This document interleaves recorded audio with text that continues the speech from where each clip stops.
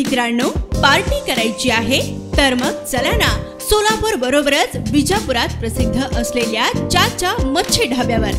चाचा मच्छी ढाबा, विजापूर रोड, टाकळी, सोलापूर. संपर्क 9765 066 495. मनोज जरांगे पाटील हे एक मराठा नेता म्हणून 5-6 महिन्यात नवा चेहरा उदयास आलाय आणि सर्व मराठा समाजाने त्यांना साथ दिली. आधीही अतिशय शांततेत मोर्चे निघाले होते, परंतु यावेळी आक्रमक आणि वाईट प्रकार महाराष्ट्रात झालाय. मात्र सरकारने संयमाची भूमिका घेतली आहे व त्यांच्या एक मागण्या सरकार मान्य करत गेलं. मराठा आरक्षणासाठी 1 दिवसाचे अधिवेशन देखील झाले. त्यात 10% आरक्षण पारित करण्यात आलं आणि सर्व पक्षातील लोकांना विश्वासात घेऊन सर्व पावलेही उचलली होती. तरीही विरोधक हे सभागृहाबाहेर एक भाषा बोलतात व सभागृहात वेगळी भाषा बोलतात.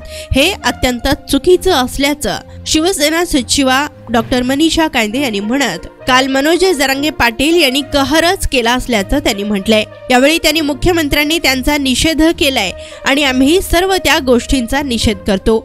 यात मराठ्यांची बदनामी देखील होत आहे असे वक्तव्य महाराष्ट्रात खपवून घेतले जाणार नाहीत, असे देखील यावेळी डॉक्टर मनीषा कायंदे यांनी ठणकावून सांगितलं.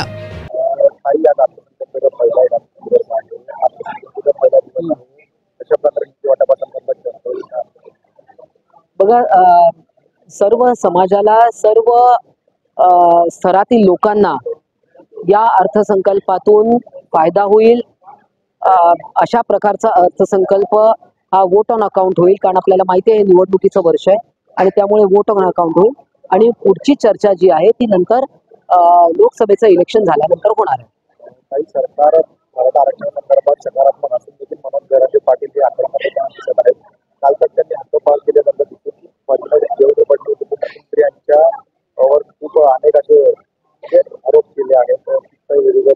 खरं तर मनोज जरांगे पाटील हे एक मराठा नेता म्हणून 5-6 महिन्यात एक चेहरा नवीन उदयास आला आणि सर्व मराठा समाजांनी त्याला साथ दिली आणि आज हजारो लाखोंचे मोर्चे झाले.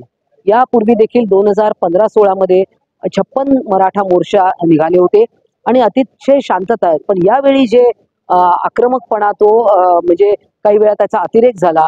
आमदारांच्या गाड्या फोडणं, घरं जाळणं, खूप अत्यंत वाईट प्रकार महाराष्ट्रात झाले.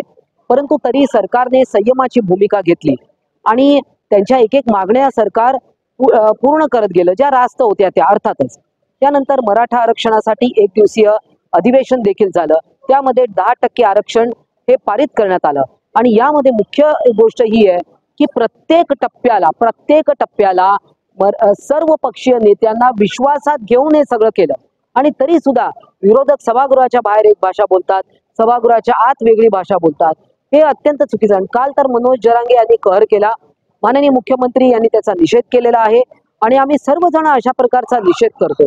कारण हे उपमुख्यमंत्री पदाच्या व्यक्तीला, जे राज्याचे मुख्यमंत्री राहिले आहेत आणि मराठा समाजाला सगळ्यात जास्ती कोणी न्याय द्यायचा प्रयत्न केला असेल तर तो माननीय देवेंद्र फडणवीस यांनी दिला आणि त्यांच्याबद्दल असं वक्तव्य करणं हे निषेधार्ह आहे. आणि खरं तर यामध्ये मराठ्यांची एक प्रकारे बदनामी देखील होते. म्हणजे सगळ्या मराठा समाजाचं असं मत आहे का की मनोज जरांगे पाटील आता हे स्वतःचं मत तयार करतायत, त्यामुळे हे अजिबात महाराष्ट्रात खपवून घेतलं जाणार नाही.